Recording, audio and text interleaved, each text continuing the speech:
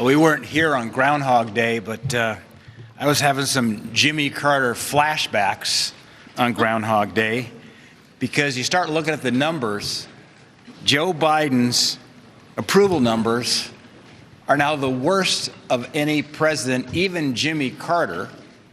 In fact, you have to go back 75 years to find a president with lower approval numbers. NBC had him at 37% this past week, Gallup at 39%.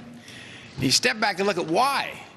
Why have the American people weighed in on this presidency in a very significant way, giving him the lowest marks of any president at this time, his administration, in 75 years?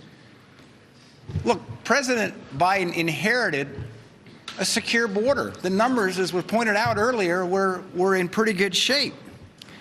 He made it worse on day one. This is cause and effect. It wasn't like he inherited a crisis on the southern border. He inherited numbers that were some of the lowest we'd seen in many, many years. He made it worse by reversing policies that President Trump put in place. Streaming illegals coming across, of course, the terror threat to our country. We've talked about it here almost every week. He inherited record job growth, record job increases, record wage increases. He made it worse working with Senate Democrats, unleashing a massive $1.9 trillion stimulus bill in early 23 at a time when we knew darn well this was going to create problems for this economy. He inherited a Middle East that was pretty quiet, thanks in large part to President Trump and the Abraham Accords, which have kind of been forgotten about.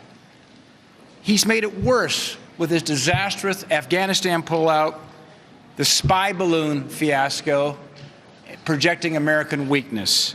The result, tragically, we had dead Americans in Afghanistan, and most recently an Iranian drone strike that killed 3. Let's be clear, President Biden's not up to the job. Our Senate Democrats have been complicit in that regard, but the American people are smart. They recognize incompetency when they see it, hence Biden leading the race to the bottom on approval ratings.